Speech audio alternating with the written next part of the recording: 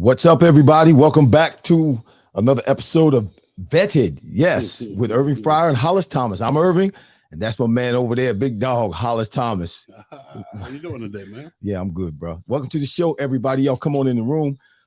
Say something in the chat or in the comments. Let us know you're here. We have a good show lined up for you today. But before we get into the show, we've got to read. Yes, we do. Take over, big time. Well, as everybody knows, the schedule is coming out tomorrow, not next week. So make sure you go to phillysportstrips.com and reserve your spot today. You get to watch the Birds games in great cities and hang with me. That's not it, though. Philly Sports Trips. It says Philly Sports Trips books at the best hotels and has the best available birds joining us, like myself and some other people that we will mention later on. I'm there to have a tremendous time as well. So book now and tell them that the Tank sent you, or mention A2D Radio, and you get a quality time. You get what you pay for. That's one of the things. phillysportstrips.com. That's pretty good, man. Tell them that the Tank sent you. Tell them the Tank sent you. I got to stop calling you Big Dog and start calling you Tank, because you go by Tank, not Big Dog. A little bit of both. You know what the funny thing is like my guys from Houston always call me Big Dog. Okay. When I played with the Birds and I was living in Houston for tax purposes.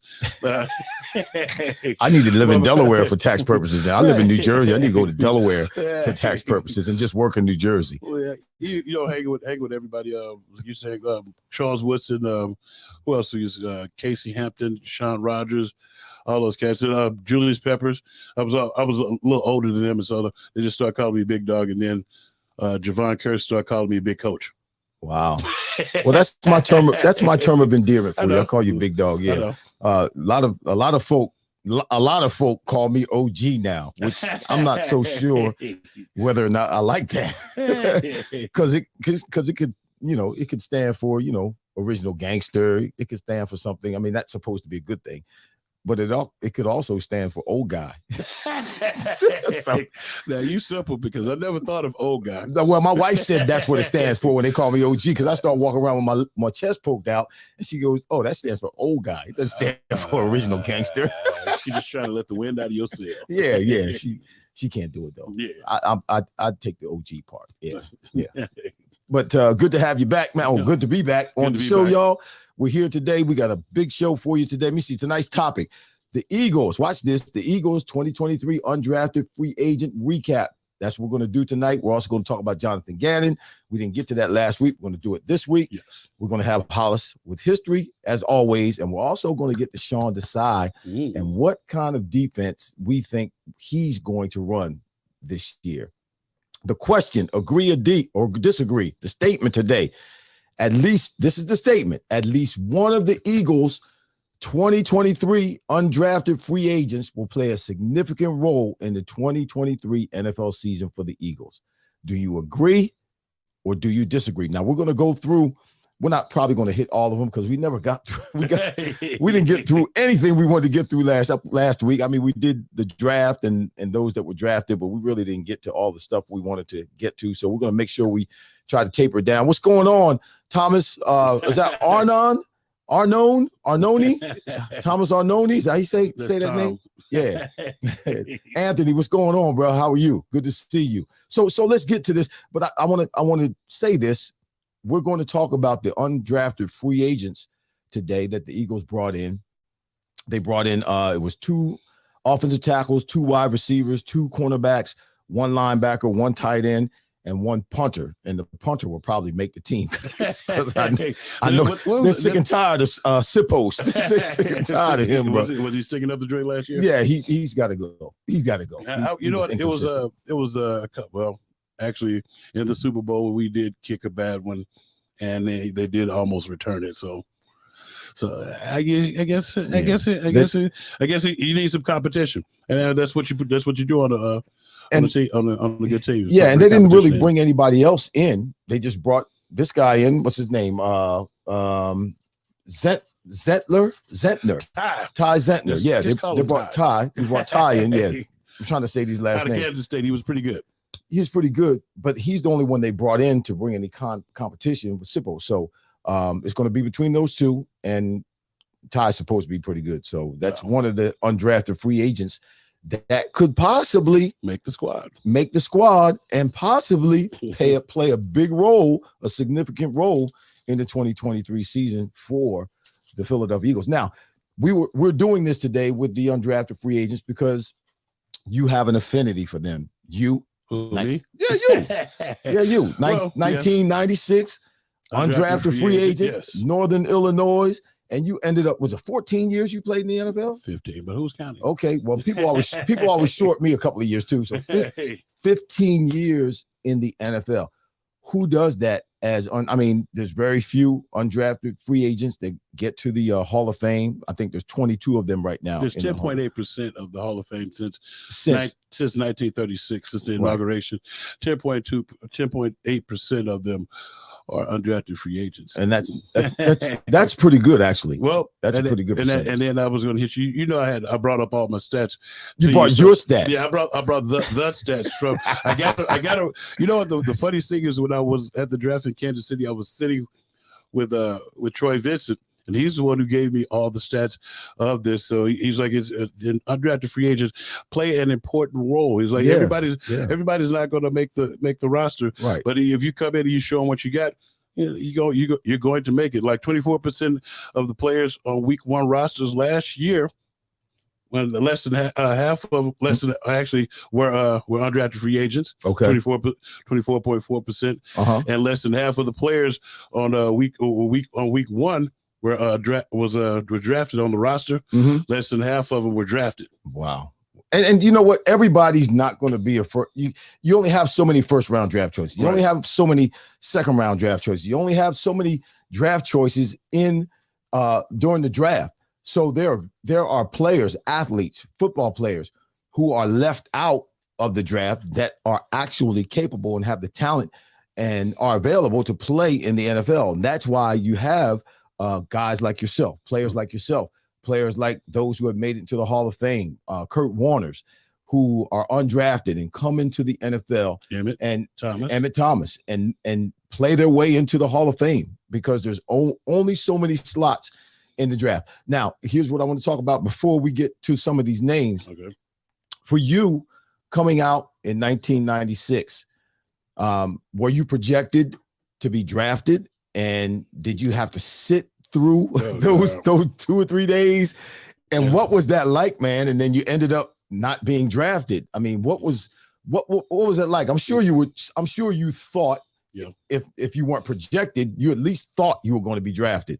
What was that like sitting through that time? Because I know nothing about that. And I don't say this to pat myself on the back. I know, because I was the first on the back. Yeah, I was the first person taken in the draft. So, but I do know a little bit about it because my son London, who eventually played against you in preseason, he was projected to be drafted in the 3rd or 4th round of the NFL draft the year he came out from Northern Michigan.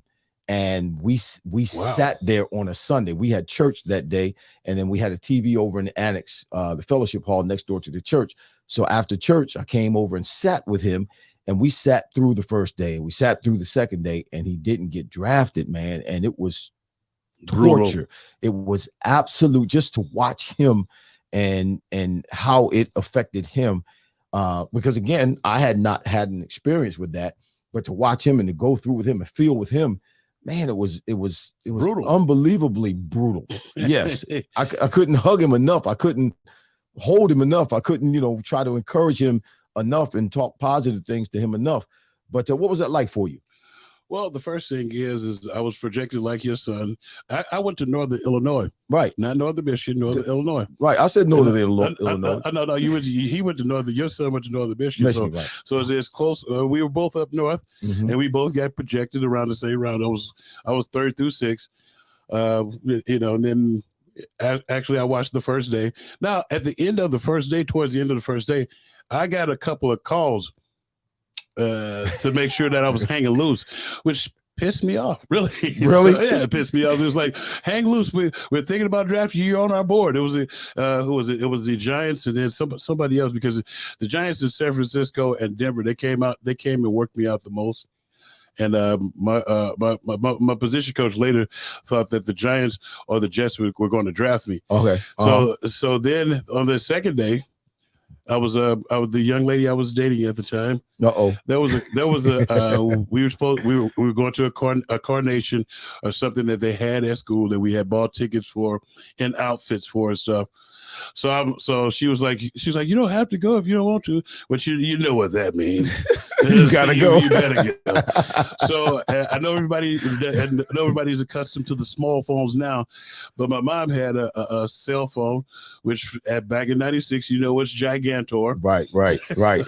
Yeah. And so I gave my agent big suitcase phone. Exactly. So I'm walking around there with all spruced up with pretty much a suitcase on my shoulder. Wow. Waiting to get drafted. It didn't happen then. I still had a good time at the party. But in leading up towards the end of the draft, I started getting calls, and the most divesting call was from the Denver Broncos. Wow. The Denver Broncos called me, and they were on the clock. Wow. And Paul Ruin came up, the punter, out of the University of Wyoming. I remember this because I was like, yeah, hello. I was like, he said, and they hung up. No. He said, well, the draft is over. Would you consider coming to Denver as an undrafted free agent? I was like, you son of an onion. I say, yeah, I'll consider. But it was just like my mom and dad was there. All my buddies was there, just kind of just like waiting around for something to happen. But then at the end of the draft, it was a few teams other teams started calling me. The Eagles show one of the main reasons where that I came to the Eagles was I actually talked to Jeff Lurie that day. Okay, he called you or someone else called you? See, Modrak, Tom Modrak. Was it Modrak? No, it wasn't Modrak at the time. It was Dick Daniels. Remember Dick Daniels? Mm-hmm. But he didn't even call. It was Dan Shanker. It was a whole other stuff. Some other stuff happened after I got there with some dogs and stuff. But we don't want to go down that road. No, you shouldn't bring that up. That was bad. But that's what happened. I understand, but that was bad. Yeah, but if he had hit my tape. I sent the highlight tape, a highlight reel to all 30. It was 31 teams at the time. Sent the VHS to everybody. So then I talked to Emmett Thomas, talked to Mike Turkovic, the D-line coach. Yeah. Then I talked to Ray. Right. And then Ray got on the phone with Jeff Lurie. Then Ray left everybody and went in the other room, and he gave me the old man type talk. I don't know if I can say everything he said to me. Well, try to make it a little water it down just a little bit. I'm gonna water down. He said, "Look here, don't mess this up." Okay, got you. He said, I got these two little ass white boys here. They get thrown around. They're good pass rushers, but they get thrown around. I need somebody in the interior that does what you showed me on tape. If you come and show me what you showed on tape, then you could come here. I was like, well, how much do I have to weigh? What, were you overweight at the time? No, I was 306 at the time. He said, well, we want you to gain 10 pounds because Denver wanted me to get to like 275, 280. Wow. I was like, dude, I can't do that. I look anorexic then. So then I went and talked to my parents, and then I came to the Philadelphia Eagles. Okay. Became a Philadelphia Eagle that night, which was cool. But the jacked up thing was that San Francisco called me that Monday or Tuesday. I was like, I know this is a stupid question, but have you signed with anybody yet? I was like, dude, get off my phone. So that was one of the experiences. I think it's the most gut-wrenching thing for a young man to go through. But the one thing that I did learn is really all you just want is an opportunity to come out and show what you got in training camp. Right. And don't blow it because you feel like you've been slighted. Right. No, well, you should.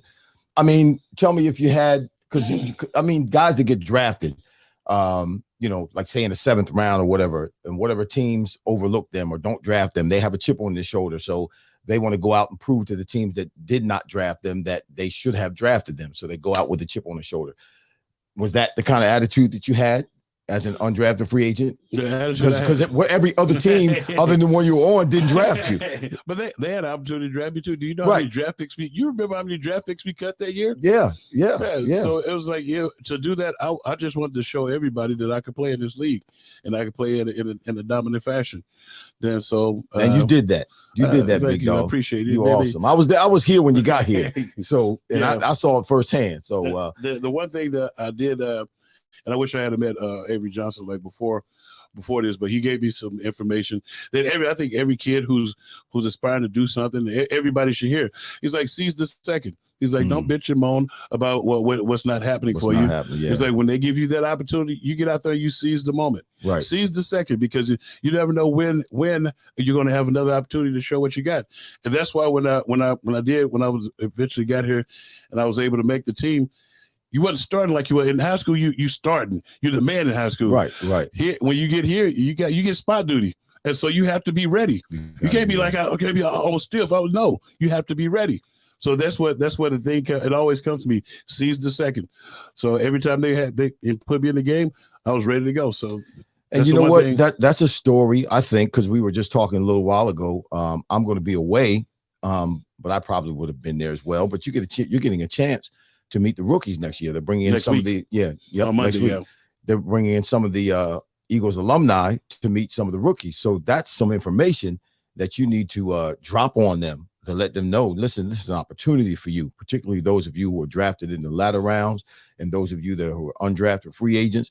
You need to come in here and take advantage of the opportunity when they give you. When they put you in, you need to make sure that you're the fastest one. You're moving the fastest. You're wreaking the most havoc, that you're causing problems. Even if you go the wrong way full speed. Yeah. Just do it full speed. Make sure they see flashes when they see you, that you got big energy, that you move people around. Yeah, just make sure they see you. Listen, before we get to the players, I saw Wayne Miller.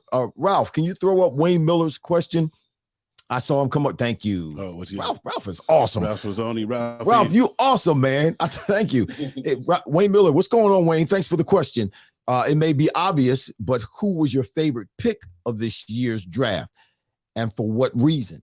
I'll let you go first. I'll go second. You go first. What was your first pick in the draft this year? My favorite. Well, he wants to know my favorite pick. Yeah, in the draft this year, and for what reason? Well, no, it was just it's a couple of guys that I felt that was my favorite. Well, picks. Which one was your favorite? You got to pick one. You can't pick two. You got to pick one.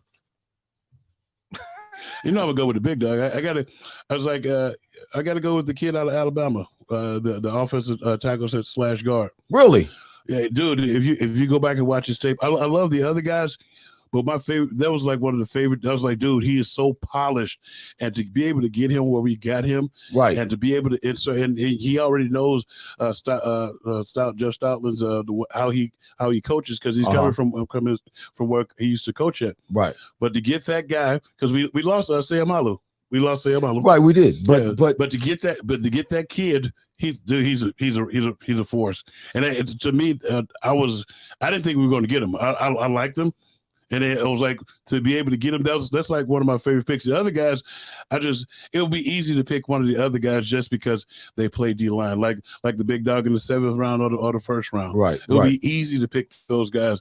But I'm going with the guy in the middle who's probably going to have to step up and play guard way sooner than we think. Well, it was a weird draft anyway. I don't know what some of the other teams are just stupid. I don't know what they are. I don't know what they're doing sometimes. I mean, New England, Belichick, they drafted a punter. What the crap is that? Who drafts punters anymore? What are you thinking about? Somebody else drafted a punter too. What are you thinking about? Who drafts punters? Punters don't even expect to get drafted. You sign them as undrafted free agents at the end of the season. At the end of the draft, you give them a call like they gave you, and see if you can convince them to come to the team. But some of these teams and some of the draft picks they've made, and exactly, my favorite pick is Carter, Jalen Carter. I mean, I know he's the best player in the draft, and the fact that he fell to 9 and the Eagles were able to move up to 9 and get him, it was phenomenal. He is the best player, and he's going to come in, unlike his teammate last week, Jordan Davis.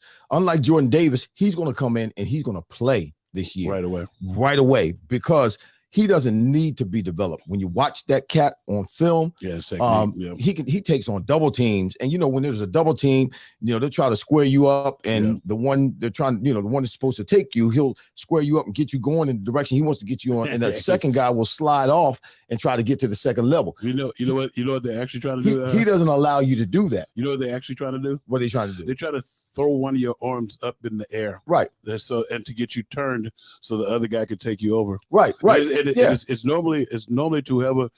It's like, because when they hit you at the same time. Right. And they're looking through the V of your neck to see which way the linebacker goes. Mm-hmm.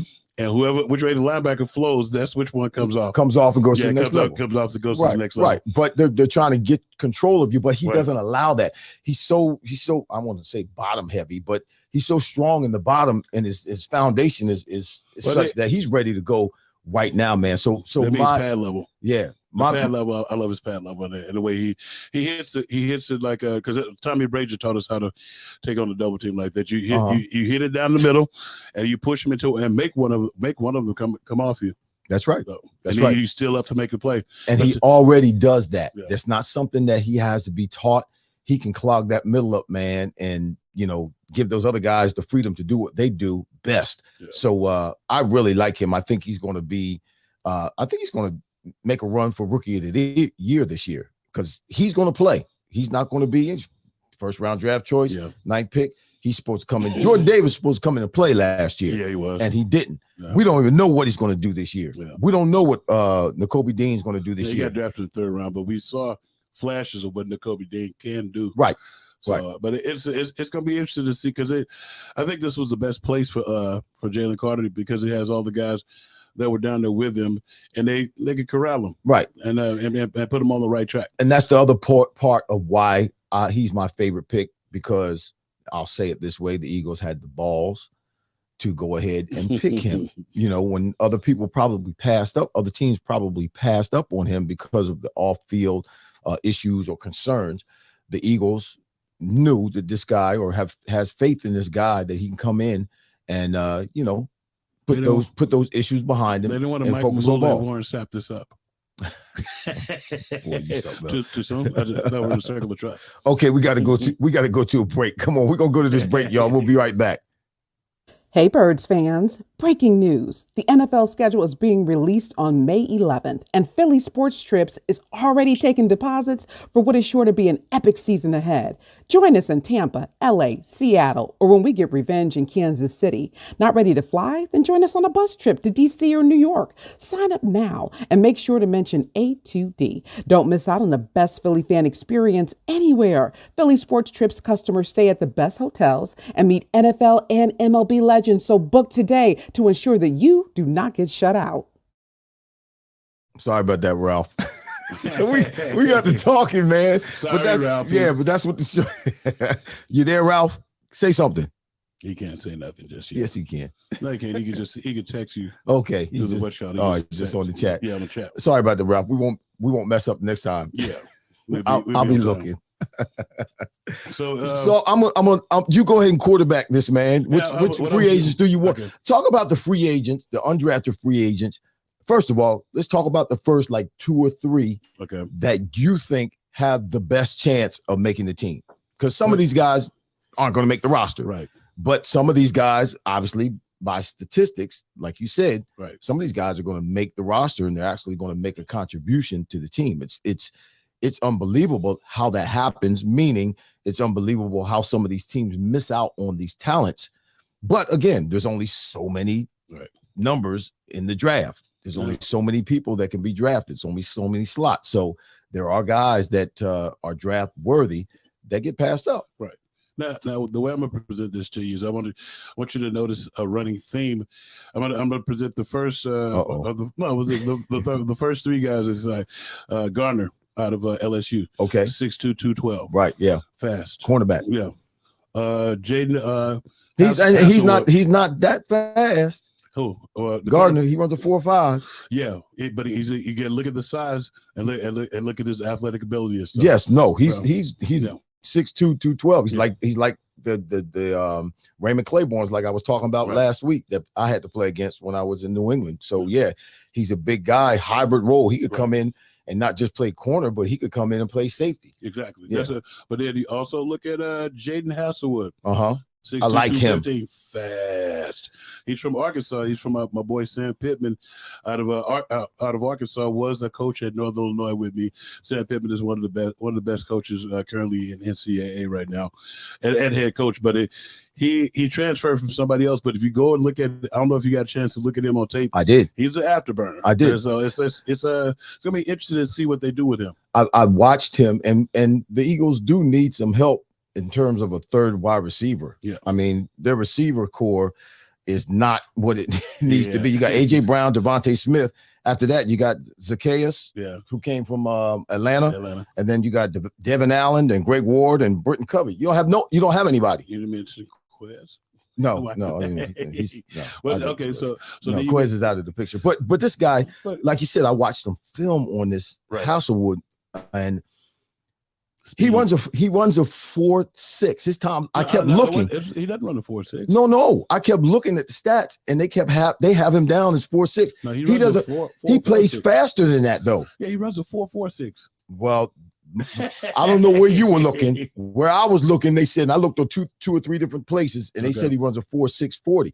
But I'm watching him on film, and he plays faster than that. This guy's quick. He's got, run after the catch. He's tough. Catches the ball with his hands. Yep. He could be a great third receiver. Mm-hmm. He plays faster than his time. If he runs a 4.640, if that's true, it was 4.46. Yeah, he's 6'3", 215 pounds. Yep. I mean, he was Oklahoma for 3 seasons, then went to Arkansas. Right. Over his career, 1,438 yards, 11 TDs. He had 59 catches last year. So he's got the potential to be the 4th, 5th receiver. I like this guy. Catches the ball in between, in space, knows how to read the zone, but he's tough after the catch, man. What's it called? A run after the catch? Yes. He made a living doing that. Now the other kid was Joseph Nagata out of Cameroon. Mm-hmm. Out of Clemson, University of Clemson. He's from Cameroon. Okay. Right. Like if he's also a 6'2", 215er. Right. And then you got the Eli Ricks kid out of Alabama, who's another 6'2", 215er. Do you notice the running trend with pretty decent sized guys running? They're trying to shore up. You remember what happened to us in the Super Bowl? What happened to us on special teams? We got waxed. Exactly. But he's a returner, right? Yeah. The last one you mentioned. He's a returner. But he's also pretty good. Most of these dudes they transferred around the SEC, right? And they were pretty good as far as like on special teams and returning and stuff. But they actually, some of them got extensive time and starting at corner. My thing is, I think that they're trying to get some guys who have a bit of starting caliber, right, to put that on the special teams. Because the one thing that kind of pretty much was a game changer was that one punt return. Yeah, and it's like no matter how far he punted it back, we still didn't make the play. And at times throughout the season, you could see that there was rearing ugly head. Our coverage game was rearing ugly head. Right. And I think it was because we had too many pretty receivers. Mm-hmm. Well, like we got our first two or three can be pretty, but I don't know if they're pretty or not, but they don't want to put them back there to return the ball. Return or cover. Or cover. They're not going to cover. Devontae Smith's not running down the field covering a punt or covering a kickoff. And neither is A.J. Brown. I know. That's why I said you notice the running theme. The running theme of all these guys, they put you in the mindset of the kid that we just let go of, Pascal. Yeah, Pascal. Yeah, I mean, they put you in that size, in that frame, and he was one of the key components of our special teams, even doing anything. So we need more of those guys that can make the team, but not only contribute on special teams, but contribute when we need them. Right. Well, Pascal was okay. I think he was a lower than average, below average third receiver. Yeah. And, when you look at Hasselwood, you watch him in these bubble screens, because we run a lot of those bubble screens. He does a phenomenal job of getting up the field and making people. He's explosive. He's got quickness. He's got agility. He makes guys miss on those bubble screens. You don't see those bubble screens produce a lot of yardage most of the time. Because they just don't have the wiggle that's necessary to get up the field real quick. But Hasselwood, man, he does it time and time again. So, but what if you could get that? What you're speaking of a little of that out of them when your star's not producing a little bit, and you get a little bit of that out of them for what other than just special teams. Because a lot of times you've been in a situation where you plant every damn snap. And you just need somebody to go in there and just take one or two snaps and be productive. Or just be in the game at the same time as a third receiver and be able to be an option, a viable option. Right. You know, a defense has to look or pay attention to this viable option. If he's in the game like Pascal was, and Devontae Smith's on the other side and A.J. Brown's on the other side, guess what? They're leaning the defense. They're rotating the defense, moving the defense towards A.J. Brown's side and Devontae Smith's side. They're not worried about Pascal. They leave him one-on-one. And they leave Quez one-on-one. Right. This is a guy. Jaden is a guy that you cannot leave one-on-one with your third or fourth corner. Right. That's not going to happen. If he comes in and produces, or at least matures and develops like he possibly can, that he has the potential to do, he should become a viable third option for Hurts to this year. So he's a good. I have a star next to his name. Yeah. He is a good, as a wide receiver. Looking at another wide receiver, I give him his props. This cat can play. He can play. Yeah, and the other part too is like when you look at what they did as far as undrafted free agents. A lot of times when we had the depth at our cornerback position, once our starters get hurt, right?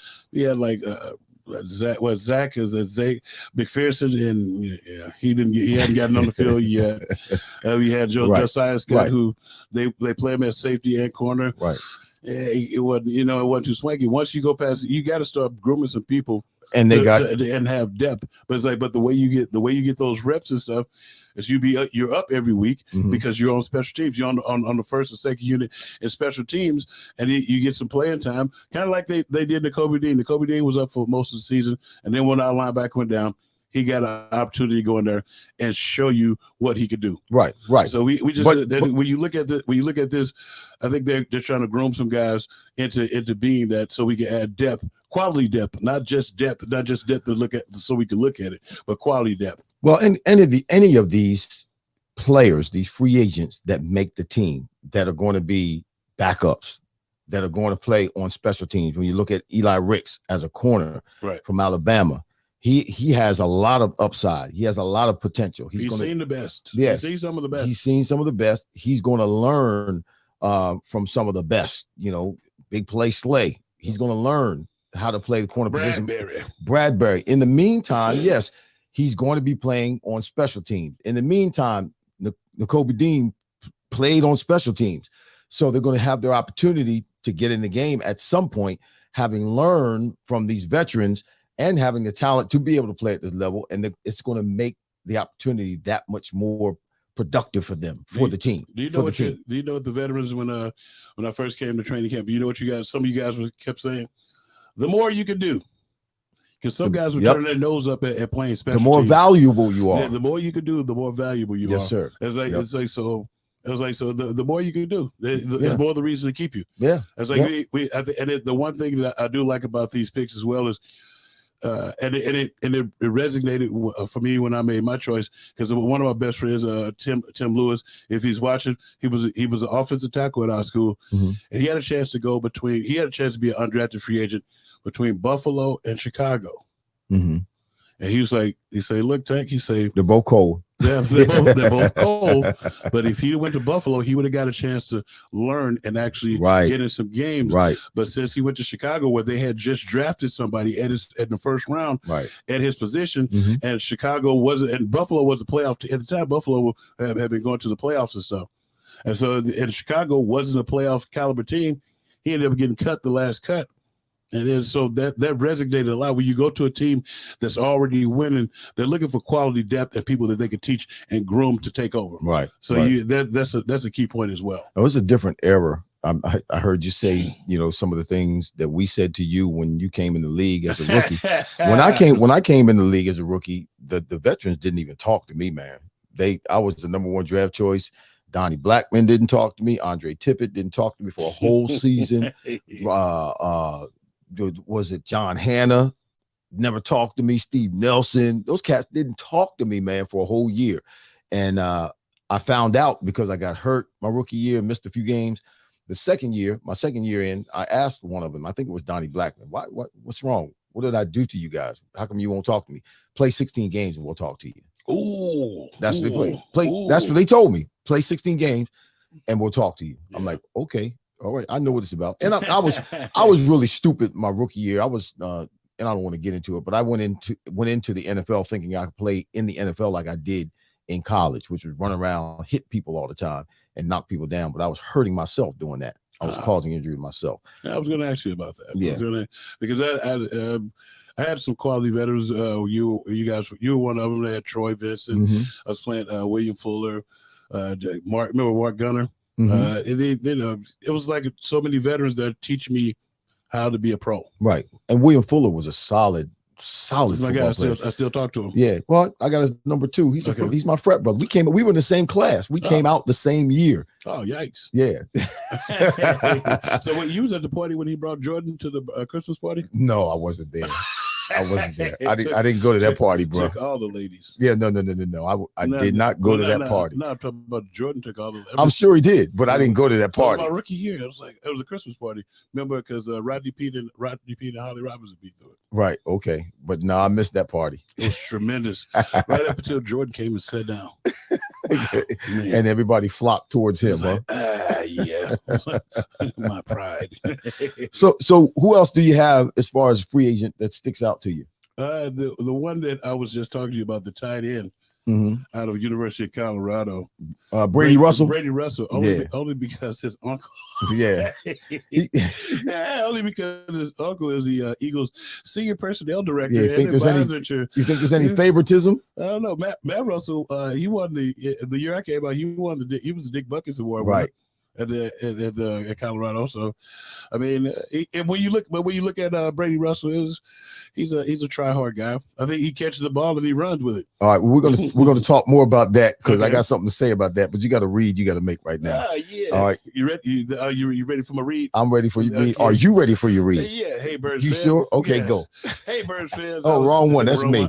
There's wow. Hey, Birds fans. Hey, this is for the Birds fans. About the schedule coming out tomorrow, and you guys going to phillysportstrips.com and getting ready for a trip this season and reserving your spot actually today, so you'll be with some of the great birds. We go to great cities and great hotels, and you get to hang out with me. Philly Sports Trips books at we already said they book at the best hotels, and they give the best bird. We are talking to some birds to have them for some Q&A with you guys. And I'm there to really have fun. So when you book, I'm really there to just have a good time with phillysportstrips.com. And when you book, tell them you heard this on A2D Radio, or tell them the Tank sent you. And then you get a quality, not a discount, but you'll get a quality deal. I'm not giving out any discounts yet. No, spank you very much. phillysportstrips.com. Go check us out, A2D Radio. No, spank you very much. No, that's where did that come from? No, spank you very much. I like that. Actually, I like that though. Ace Ventura, Pet Detective. Yeah, Ace Ventura. Is that who said that? Okay, yeah. I only saw that movie one time, man. Keith Byers was in that. Keith Byers was in that. It was a bunch of the Dolphins in it that year. Really? Yeah, because it was about the somebody stealing the dolphin. Okay, yeah. You know what? He did come. What's the actor's name? Ace Ventura? Jim Carrey. Jim Carrey. Yeah. Jim Carrey did show up at some of our practices down there. I was on the Dolphins while Keith Byers was down there. Okay. And Jim Carrey did show up at some of our practices every now and then. I was always wondering what was going on. Yeah. Cool. So it was one more kid that. Wait a minute, I want to go back to Brady Russell. Brady Russell, go ahead. Because I thought. Did you watch this film? Yeah, I watched the little film, and at his pro day, obviously his uncle showed up. Matt Russell showed up, and after he finished running and jumping and pressing and catching balls, all that kind of stuff, went over to his uncle, and his uncle told him it was a positive outcome. It was a very positive. That's what he told him. It was a very positive workout. I didn't see that part. Very good, positive. So, but they're looking at him not just as a tight end. They're looking at him. They won't play. He's played fullback before. H-back, yeah, fullback, same thing. But he probably won't do that. and maybe he will, but he's also a long snapper, and he's also a great special teamer or a real good special teams player. Okay. So that's his way. Like you said, coming in as an undrafted, the more you can do, the better opportunity you have, more valuable you become, and the better opportunity you have of making the team. Yeah. So, and plus, when your uncle is the senior personnel director, then you're gonna be doing something. Yeah, if it's between you and someone else, I think you're gonna get the nod. Well, speaking of the more you could do, Ben Van Summerlin. Yep, he played quarterback, receiver, tight end, and he ended up playing linebacker for Michigan State. I think he's just a decent player that can do a lot of things. They say he's a freak athlete. Yeah, that's what I'm saying. It's like he can do a lot of things. So it's kind of like he's I don't know. I don't know where they're gonna play him at. Can I give you some stats on him, man? Go ahead. That I looked up today. Out of Michigan State, he's a linebacker. So he's 6'3", 237 pounds. I have freak athlete down here. Right. A 42.5-inch vertical jump. Right. 29 reps on the bench. 10-foot, 11-inch broad jump. 4.4 40-yard dash, which would have been second fastest in the combine in terms of linebackers. Right. This kid is ranked, watch this, 93 out of 2,652 linebackers from 1987 to 2023 with a score of 9.65 out of the possible 10 out of possible 10 on the RAS, which is relative athletic score. He can play on the left side, he can play on the right side, but they say that he's a better tester than he is a football player. Yeah. And so he tests well, hasn't learned how to use all of that athleticism that he has to transfer that onto playing the game. But people, what if they have him concentrate on one position? Because if you think about it, starting to play quarterback, then you play wide receiver, then tight end, and then they kick you over to the defense. So at some point you got to stick to one. If he sticks to one thing, maybe he'll get it, or maybe he's just a camp body. Well, that's what they're going to do with him, I believe, whether he's with the Eagles or if he ends up with someone else. They're going to have him focus on a position, and then he'll be able to use that athleticism he has to incorporate that into bettering himself and being the best that he can be at that position. Right. But yes, he was doing a lot in college, but he can do a lot, and that's why they had him doing a lot. And you can't do a bunch of different things well. You have to focus on one or two things and do them well. So he's a great athlete. Let's move on, man, because we got to get to something. You don't mind? I don't mind moving on. You have another one? No, I don't have another one. Okay. We can go ahead. I know you want to get to talking about Jonathan Gannon. Yeah, no, you want to get to talking about Jonathan Gannon. So I mean, I'm sure everybody who's watching right now, you know that Jonathan Gannon was the Eagles defensive coordinator last year. Everybody, had a great defense. People had their opinions about what he should do, what he should not be doing. Particularly, at times, people weren't satisfied with how much the Eagles defense ran blitzes. So that was always an argument back and forth. But the Eagles end up going to the Super Bowl. And in that period of time, between the NFC Championship game and the Super Bowl game, he gets a call from the general manager over at the Cardinals, Monty Ossenfort. And they know one another. They have a conversation. It ends up being an illegal conversation. And then that happens right before the Super Bowl. Then they end up supposedly reporting themselves. I guess they're being honest. Well, no. They denied it first. Oh, they denied it first? Yeah, the thing is they denied the conversation initially. Then when they were quote unquote reporting themselves, they said it was just a friendly conversation. And it's to me, when you have that, when you take that call and you have that conversation, you have one foot out of the door already, and you're not all in with me. And I don't, and it's like, well, I thought about that, and like you said, I looked at several, of the media reports and read several articles, and yes, Gannon tried to say that the conversation was a casual conversation. It really didn't mean a whole lot. But then when you look at the history of what happened, the Super Bowl was played on February 12th, correct? Yep. He signed with the Cardinals on February 16th. So if the Cardinals were really looking for someone else or trying to vet it, there you go. They're trying to vet someone else, then it may have taken a little bit longer, don't you think? Than 4 days. He didn't even ride the plane back with him. Right. And that's what that's what Harry Roseman came to Gannon and said after the game, "You're not going back on the plane with us," because he was probably pissed at him. Yeah, he's pissed at him. Because this is during your rant, your lead up to this, we weren't pissed at him about not blitzing. We were pissed at him about not having any creativity with the defensive guys you have. Right. It's like well, that was us, but people in general were, for the most part, your regular fans were talking about blitzing more. Well, yeah, but they see, the thing is, when somebody gives you a roster, a defense like that, you're supposed to dictate to people, right? It's not supposed to be the other way around, right? It's like they were bend but don't break, for who, for what? Yeah, it's like you're supposed to be able to let them. You're supposed to check their chin and let them know that you could take them out whenever you get ready, and you're supposed to put them on notice. We got corners to cover you, and we got guys up front that's gonna hit your quarterback and knock them around, and we're gonna shut your run down. You put our guys lined up stripe to stripe in the same damn position each and every time.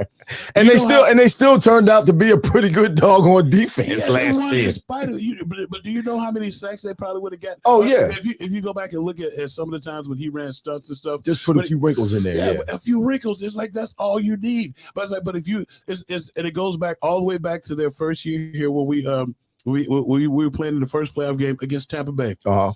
And I don't know if you caught the footage. It's a footage of the sideline of Byron Leftwich and Tom Brady saying they're doing the exact same thing they did in the regular season. They don't change. Wow. This is who they are. Uh-huh. When a team says that to you, they say we'll just keep doing to what we're doing. And the epitome was those 2 touchdowns where they ran motion and we looked like the damn Keystone Cops in the end zone. And then not only that. The worst part was they came back and did the exact same thing on the other side. Yeah, and you did not make a single adjustment. Well, that was what I was really upset. And to me, it wasn't the call from the referee that what caused us to lose the game. You know, a lot of people put emphasis on that and put a lot of weight on that in terms of it being one of the causes that led to the defeat of the Eagles in the Super Bowl last year. Not for me. Yes, okay. You got a guy on the right side, he motions in to the inside receiver, motions back out. Slay doesn't cover him the way he's supposed to cover him, and it's a wide open touchdown. Then there's the punt return. Now at that point, because he was so wide open, there should be a meeting on the sideline. Big time. There should be a meeting on the sidelines. Why did this happen? This was ridiculous. We're in the Super Bowl. How is this guy wide open like this? And that should have been discussed and corrected on the sidelines immediately after that took place, because guess what? There's a big punt return. They come right back down the field and bang, they do the same thing on the other side. We should have been ready for that. You know what? We should have been ready for that. We should have either picked the ball or knocked it down, or he should have never thrown the ball because it should have been covered.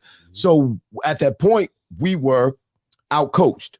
Okay? Exactly. And when you say distracted, I put myself in that position. I'm called by a guy that I know who's a general manager for a team. I am the defensive coordinator for the Super Bowl, NFC champions, Super Bowl, bound Philadelphia Eagles.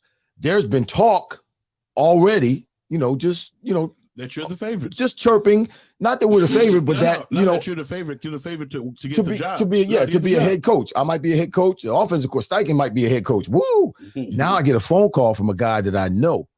And I don't care if he said it lightly. I don't care if he mentioned it. Man, you think I'm not thinking about that?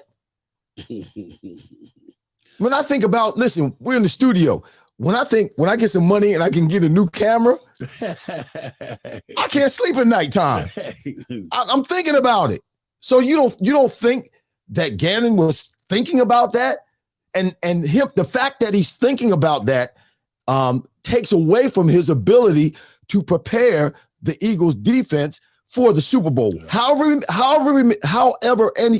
the amount of minutes that he thought about the possibility, I'm going to be a head coach. Man, I'm gonna make millions. My pay is going to go up. We're going to be moving. I got to move my fat. he's thinking about all that. And the time that he's thinking about all that is taken away from the time that he should be putting into preparing his team for the Super Bowl. So you can't tell me that as a human, that did not play a role or have an impact on Jonathan Gannon's ability, not just to prepare, but to coach his defense during the Super Bowl. Yeah. It did. He's human. He's not superhuman, and serves him right, because when he got there, he lost Chase Edmonds, he lost Christian Kirk, he lost Jordan Hicks, he lost a bunch of guys. I want to see Buda Baker want to leave. Yeah, I want to see what he does this year with less than what he had. He had a trough of guys, trough of talent here in Philadelphia. I want to see what he can do with his defense. Yeah. Now he had an embarrassment of riches here. The one thing that happened on the second time that play was happening on the goal line, all I could hear was Michael Zordish saying "square." Zordish back behind you, yeah, but because that exact same thing happened to us. We were in the game one time, and that's when we went back and looked at film. I asked him, I was like, "What does that mean?" He's like, "When they give you that type of motion, and you're in that type of coverage, you run square. You run square because you just take the guys that come out, because all they're trying to do is confuse you. Right. One guy stays inside, one guy stays outside. Yeah. It's the same thing as basketball. You take the one because you're inside. You take the one that goes inside. You take the one that goes outside. Yeah. And it's like, as a defensive lineman, if I know that, and you haven't coached that, you haven't given that option to your secondary. Come on, man. And then you wonder, and then he tried. The part that really pissed me off was he was talking about the fans and the media here in Philadelphia, about how they were pissed at me when I was 9-0. You were never 9-0-1. You didn't, right? You did lead in sacks, but it was not because of you. It was in spite of you. Right. It was like you had a roster that could shut down pretty much anybody. Well, I guess that whole conversation that he was referencing in terms of when we were 9-0, as he said, they were never 9-0, and the people saying to him, you should blitz more, and then him saying to the people or the press, well, you want to call the plays, you want to come coach. Nobody can ever recall that conversation, that dialogue between him and the press, or him and the media. Right. That was apparently that was not the truth. Yeah, one of my esteemed colleagues, he gave me the Angelo Cataldi. He said he's going to come on when he releases his book, so he's going to visit us. But he was telling me, he's like because he hates him. He's talking about we're 9-0, we were 8-0, and we lost to the Commanders. Right, the Commanders. Yeah. What did we win, the bye week? Listen, we got a few minutes left, but we got to go to commercial one more time before we shut the show down here at the end. Come on, commercial. Hey, Birds fans. Breaking news. The NFL schedule is being released on May 11th, and Philly Sports Trips is already taking deposits for what is sure to be an epic season ahead. Join us in Tampa, LA, Seattle, or when we get revenge in Kansas City. Not ready to fly? Then join us on a bus trip to DC or New York. Sign up now and make sure to mention A2D. Don't miss out on the best Philly fan experience anywhere. Philly Sports Trips customers stay at the best hotels and meet NFL and MLB legends, so book today to ensure that you do not get shut out. Hey, what's up, everybody? I see Jamie and Tony. I'm looking at the comments now. And Charles, how you guys doing? Greg, what's going on? What's up, everybody? Michael, was that Chuz? Is that Chuz? Chuck's? Wayne's? Is it probably Chuck or Chaz? It's CHUX. Marinan. He says, yo, gentlemen. Yo, gentlemen. He's just tuning in. Antonio, Pro Fan Talk. What's up? Wayne Miller. How you guys doing? Thanks for being with us today. I got a chance, it's the last commercial, so I don't have to look at the private chat. I can go over to the regular chat now. Bob, what's going on? Good to see you too. What's the chatter? What do everybody want to know besides how the schedule is coming out tomorrow? Right. And how to go to phillysportstrips.com. Yeah. And get a shot. And tell them the Tank sent you. Wayne Miller says, you guys think the team is paying attention to all this noise coming out of San Francisco, especially Debo, or is it nothing? Let me tell you about that. Okay, you go ahead. Because it's like, talk about crying over spilled milk. I was like, dude, your quarter, you had a backup third string quarterback. Right. He was scared. If you go back and watch that game, I watched that game. He did not want to go see if he could throw. Right. No, because he got his life got lit up. Yes. And he was scared that offensive line could not contain our defensive line one-on-one. Well, they couldn't. That's why he got lit up. Yeah. And so when you talk about something, we did have Brock Purdy. It was like, come on, dude. But you didn't. Exactly. And injury is a part of the game. Yes. Again, like you said, stop crying over spilled milk. Yeah. It is what it is. We lost because Jalen wasn't in. Mm-hmm. We lost the game because Jalen wasn't. Right. If we're going to go back, Jalen was in. Yeah. No, we're not. It's a part. We knocked out 2 of your quarterbacks. So you were that. Who was quarterback? What McCaffrey? Yeah, there was that. But it's like your offense. You need to be messing with your offensive line because they were not blocking for you. Right. But it's just like what he said. You're crying over spilled milk. Even if you beat us during the season, you don't get to go to the Super Bowl. And it's no revenge in that. If you win, you just get a victory. That's it. And they weren't ready for that. For both the quarterbacks to go down, I guess Christian McCaffrey would have been. He was an emergency quarterback. Yeah, but they weren't prepared. He didn't come in and do anything. No. They just started running the ball because they couldn't throw the ball. Yeah. They had nobody to throw the ball. So, I mean, that's just spilled milk. And then the part you talking about where Debo just came out, I was like, I hate the Eagles fans and I hate the Eagles. They talking all that stuff. And so somebody posted a picture of AJ Brown with a box of tissues, handing them to Debo. Dylan Ushler says, really interested to see who steps up as the slot receiver. Yeah. Quez has to save his job. Well, good luck, Quez. Yeah. Now, to what he's saying, Quez has already put out on social media, he's going to show you MFers. Wow. But he said the actual word. Did he actually say that? He put it out on social media already. It's like, but we've already given you an opportunity to show us. Yeah. It's like, he's had opportunities. And what better opportunity than to play as the third receiver with you got an AJ Brown on one side, you got a Devontae Smith on the other side. There's no pressure on you at all. You have at best the third corner covering you or a linebacker covering you. Yeah. And if you can't be productive as the third receiver or a safety covering you, at best, if you can't be productive with that kind of coverage, with this type of offense, when you got a threat of running, you got a threat of catching the ball, they're not paying really any attention to you. You're not even considered a threat, and you can't be productive in that type of offense with this team, then you need to go somewhere else. If you didn't do it then, you're surely not going to do it now. I don't mean to talk bad about Quez. It's not bad. I'm giving you facts. Yeah. These are facts from another wide receiver. Dude, you're a professional wide receiver. You got to get down the field and you got to catch the freaking ball. You got to know zone coverage. You got to know man coverage. You got to sit down in the zone coverage. You got to run away in man coverage and catch the freaking ball when the ball comes to you. Okay. And we're not asking you to win the game. We're just asking you to fill in every now and then. And he could not do that. And the funny thing is sometimes you get players talk about, the coaches didn't like me. If you do your job, the coaches love you.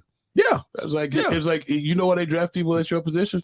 Because you're not getting the job done. You do your job, the people love you. Yeah, the people love you as well. Yeah. Put it this way, everybody wanted to hang that young man.